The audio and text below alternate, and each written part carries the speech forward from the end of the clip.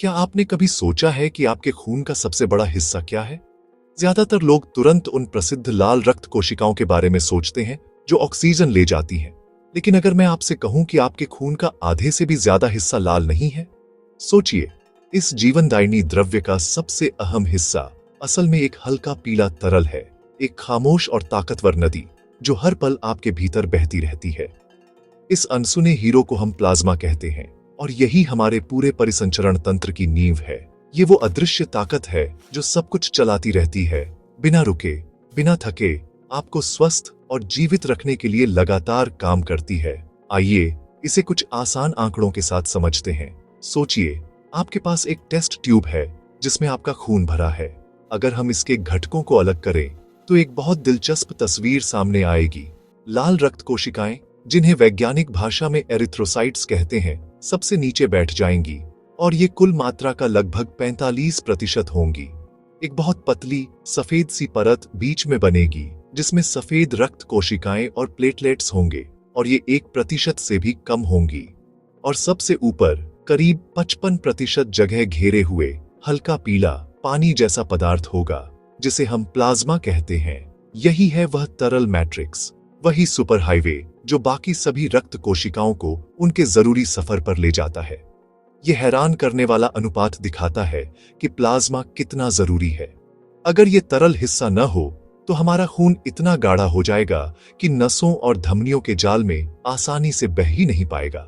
लाल और सफेद रक्त कोशिकाएं फंस जाएंगी, अपनी मंजिल तक पहुंच ही नहीं पाएंगी। प्लाज्मा वह आदर्श तरल वातावरण देता है जो सुनिश्चित करता है कि ऑक्सीजन आपके दिमाग तक पहुंचे, पोषक तत्व आपकी मांसपेशियों तक जाएं और इम्यून सेल्स संक्रमण की जगह पर तुरंत पहुंच सके।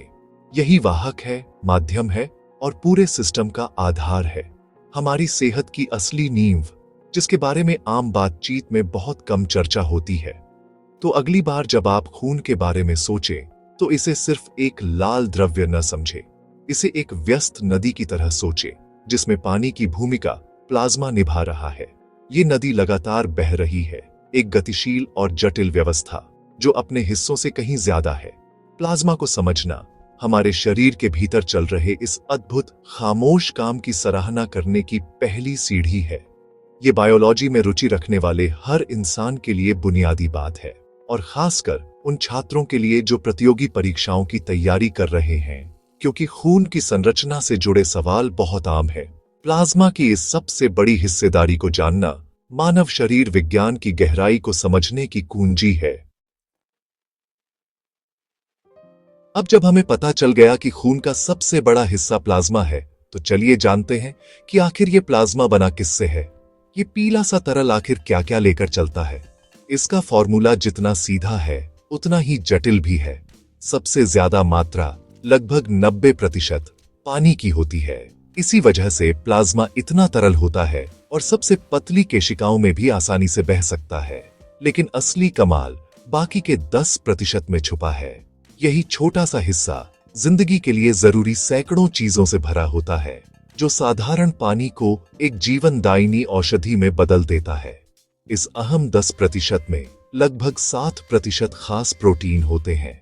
इन प्रोटीन को आप प्लाज्मा के विशेषज्ञ कर्मचारी मान सकते हैं। 3 मुख्य प्रकार के प्रोटीन होते हैं: एल्ब्यूमिन, ग्लोब्यूलिन और फाइब्रिनोजन। एल्ब्यूमिन सबसे ज्यादा मात्रा में होता है और ये एक स्पंज की तरह काम करता है। हमारे रक्त वाहिकाओं में सही मात्रा में पानी बनाए रखता है ताकि रक्तचाप सामान्य रहे। ग्लोब्यूलिन हमारे शरीर के निजी बॉडीगार्ड है। ये हमारी प्रतिरक्षा प्रणाली का हिस्सा है जो एंटीबॉडी बनाते हैं और बैक्टीरिया या वायरस जैसे दुश्मनों को पहचान कर उन्हें निष्क्रिय कर देते हैं। और फाइब्रिनोजन आपातकालीन सेवक है जो किसी कट लगने पर फौरन सक्रिय होकर खून का थक्का बनाता है। बाकी के 3% में कई तरह के घुले हुए पदार्थ होते हैं। इनमें हमारे भोजन से मिले पोषक तत्व जैसे ग्लूकोज, अमीनो एसिड, वसा, विटामिन और मिनरल्स शामिल हैं। ये वही ऊर्जा और निर्माण सामग्री है जिन्हें प्लाज्मा शरीर की हर कोशिका तक पहुंचाता है। इसी हिस्से में हार्मोन भी होते हैं जो हमारे विकास से लेकर मूड तक हर चीज को नियंत्रित करते हैं।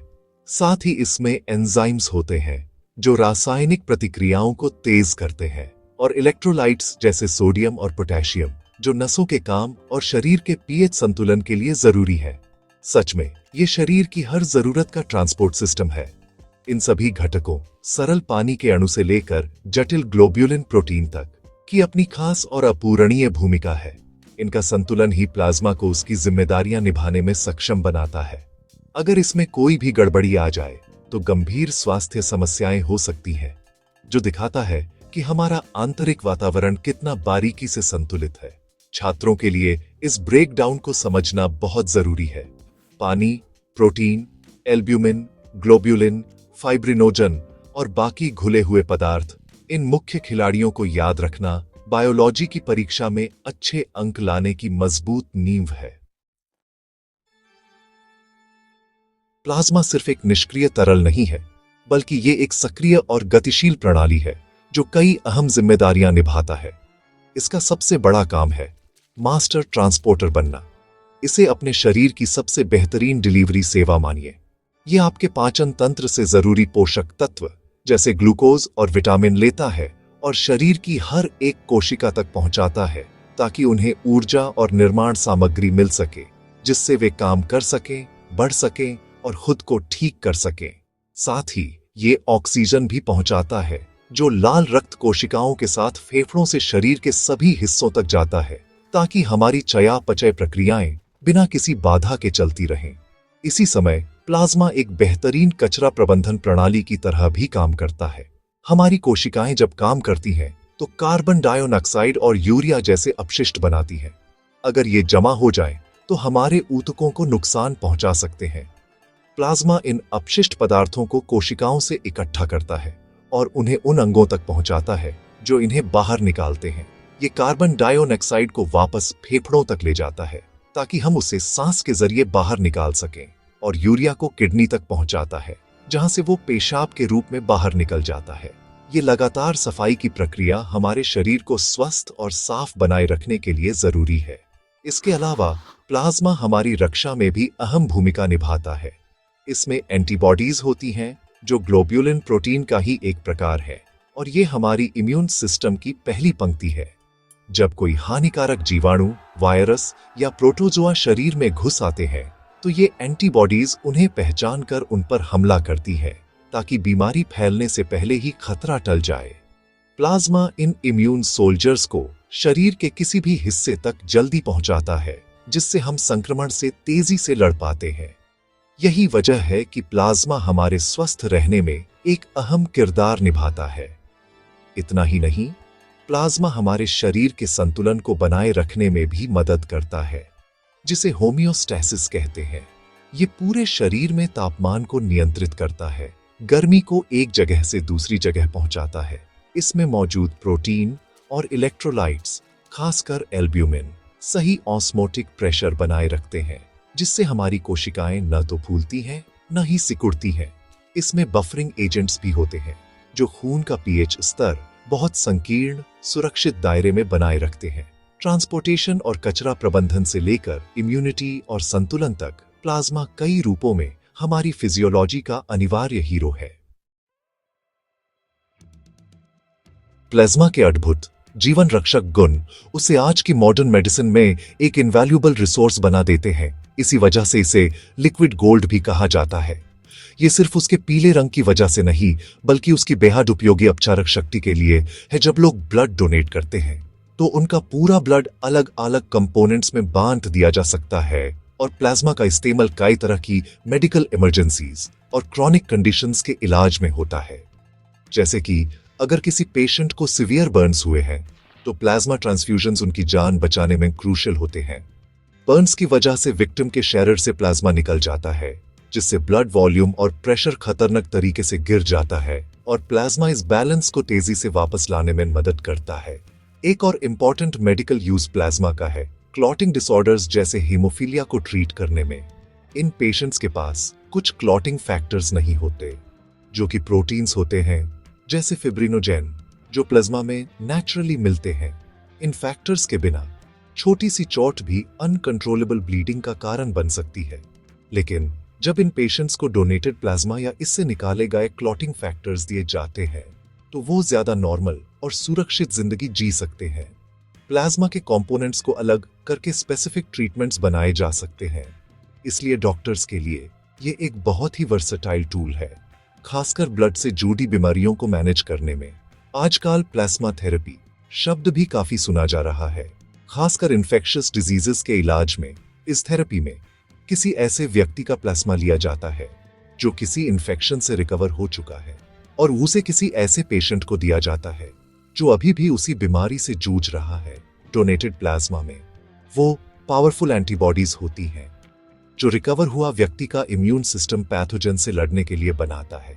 जब ये एंटीबॉडीज किसी बीमार पेशेंट को मिलती है तो उनके शरीर को इन्फेक्शन से लड़ने में तुरंत मदद मिलती है, यानी एक प्रकार की पैसिव इम्यूनिटी मिलती है। इस अप्रोच को कई बीमारियों में एक्सप्लोर किया गया है और ये प्लाज्मा के डायरेक्ट रोल को इन्फेक्शन से लड़ने में दिखाता है। मेडिसिन में प्लाज्मा की डिमांड बहुत ज्यादा है। इसका use immune deficiencies, respiratory disorders और मेजर सर्जरीज में ब्लीडिंग कंट्रोल करने और पेशेंट्स को स्टेबलाइज करने के लिए भी होता है। इसी वजह से वॉलंटरी प्लाज्मा डोनेशन बहुत मायने रखता है। हर एक डोनेशन जिंदगी बचाने या सुधरने की क्षमता रखता है, जो इससे सही मायनों में लिक्विड गोल्ड बनाता है। प्लाज्मा के मेडिकल यूजेस को समझना सिर्फ इस बायोलॉजिकल फ्लूइड की वैल्यू को ही नहीं, बल्कि साइंस का रियल वर्ल्ड इंपैक्ट भी दिखाता है, जो हर स्टूडेंट को समझना चाहिए।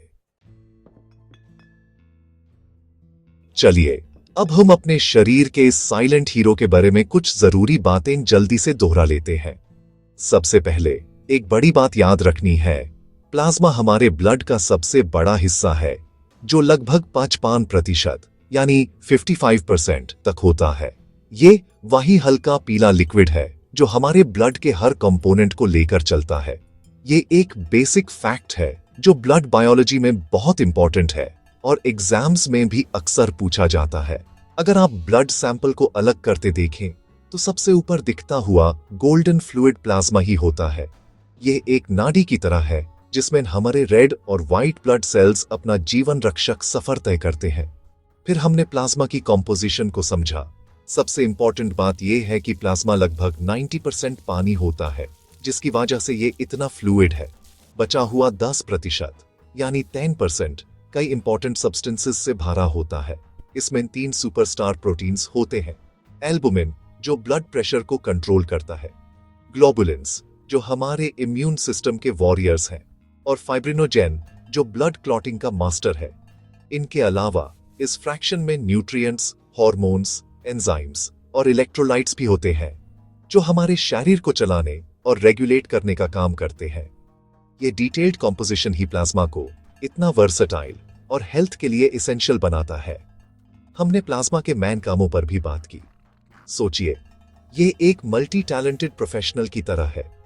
ये एक अल्टीमेट डिलीवरी सर्विस है जो न्यूट्रिएंट्स और ऑक्सीजन सेल्स तक पहुंचाता है और टॉक्सिक वेस्ट प्रोडक्ट्स को एफिशिएंटली निकालता भी है। ये हमारे इम्यून डिफेंस का भी एक इंपॉर्टेंट हिस्सा है।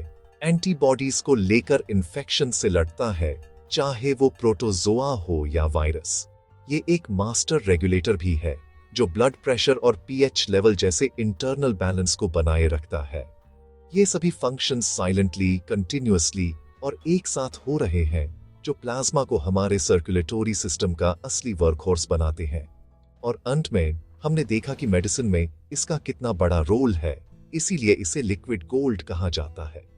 प्लाज्मा और उसके कंपोनेंट्स का use burn victims, clotting disorders जैसे हीमोफीलिया और इम्यून डिफिशियंसीज के इलाज में होता है।